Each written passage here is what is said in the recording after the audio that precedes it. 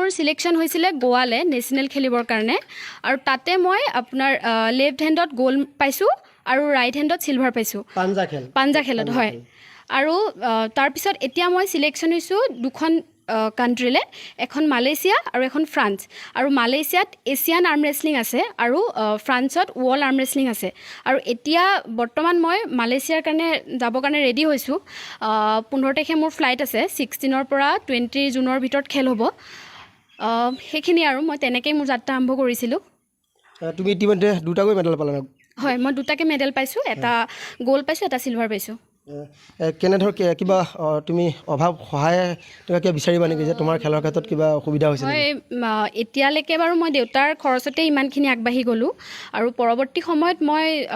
ইমানখিনি মোৰ ফালৰ পৰা সম্ভৱ নহয় দেউতাই ইমানখিনি যথেষ্ট কৰিছে যিহেতু দেউতা অৱসৰপ্ৰাপ্ত শিক্ষক হয় মই চৰকাৰক আহ্বান জনাইছোঁ যদি চৰকাৰে মোক সাহায্য হিচাপে যদি দিলে হয় হয়তো মই আগবাঢ়ি যাব পাৰিলোঁ হয় কাৰণ ফ্ৰান্সটো সম্ভৱেই নহয় মই দেউতাৰ খৰচত গৈ পেলাই খেলি আহিবলৈ যদি চৰকাৰৰ ফালৰ পৰা মই সাহায্য পালোঁ হয়তো মই অসমৰ লগতে ভাৰতৰ নাম উজ্বলাই আহিবলৈ সক্ষম হ'ম বুলি ভাবিছোঁ চাওঁ আগলৈ কি হয় আৰু খেলৰ বাদ দি বেলেগ কি কৰি ভাল পোৱা মই যিহেতু ল ষ্টুডেণ্ট পঢ়াৰ লগতে মই খেলোঁ মই সৰুৰ পৰাই খেলোঁ আৰু মই ছবি আঁকো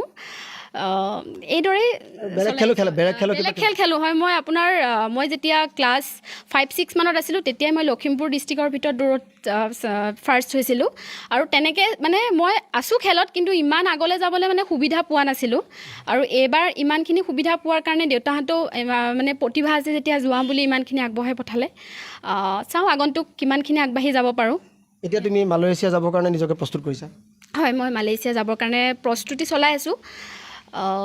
সেয়া আৰু ইয়াতে আহিছোঁ এতিয়া লখিমপুৰ মই কালি আহিলোঁ ঘৰ মই তেজপুৰত যিহেতু থাকোঁ তাত থাকোঁতে মই দুটা জিমত প্ৰেক্টিছ কৰিছিলোঁ কোনে শিকাইছিলে মোক দীপক দাস মেইনকৈ দাদা মই দীপুদা বুলি মাতোঁ দাদাই মোক যথেষ্ট সহায় কৰিছিলে আৰু লগতে মোৰ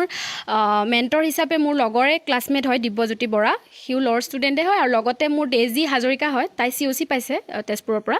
দাদা আৰু মানে সি লগৰটোৱে মোক যথেষ্ট সহায় কৰিছে সিহঁত তিনিজনৰ মানে অবিহনে মই পচিবল নহয় ইমানখিনি আগবাঢ়ি যোৱাটো ৰাজ্যৰ প্ৰায়কেইখন ভাৰতবৰ্ষৰ প্ৰায়কেইখন ৰাজ্যৰ খেলুৱৈ অংশগ্ৰহণ কৰিছিল ৰাষ্ট্ৰীয় পৰ্যায়ৰ খেলত প্ৰায়কেইখনৰ পৰাই আহিছিলে আপোনাৰ হায়দৰাবাদৰ আছিলে কেৰেলাৰ আছিলে দিল্লীৰ পৰা গৈছিলে তেনেকৈ বহুকেইখনৰ পৰা আহিছে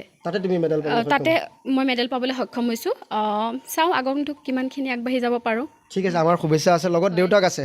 ছোৱালীয়ে এক সুনাম কঢ়িয়াই আনিছে ইতিমধ্যে তেওঁ মালয়েছিয়ালৈ যাবলৈ নিজকে প্ৰস্তুত কৰিছোঁ বুলি ক'লেই পিতৃ হিচাপে কি ক'ব এই মুহূৰ্তত এতিয়া মই মানে কি ক'ম আৰু তাই ছোৱালীজনীটো আগবঢ়াই দিছোঁ তাই আগবাঢ়ি গৈ আছে এতিয়া মানে অলপমান আৰু যাবলৈতো যথেষ্ট টকা পইচাৰ কথা আহি পৰিব আৰু মই এজন অৱসৰপ্ৰাপ্ত শিক্ষক আৰু গতিকে অলপমান সহায় সাৰথি হোৱা হ'লে ভাল হ'লহেঁতেন আৰু যাব ব্যৱস্থা কৰিবৰ কাৰণে হয়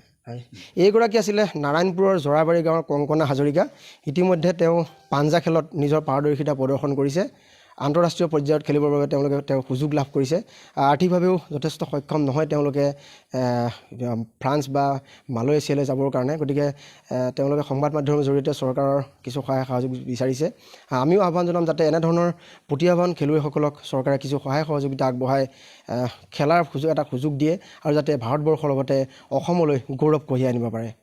চিনি পাওঁ ন তাৰপিছত মাক মই কৈছোঁ মায়ে কৈছে আৰু তেতিয়া যে চাই লওকচোন আগৰটো খেলি পেলাই কি হয়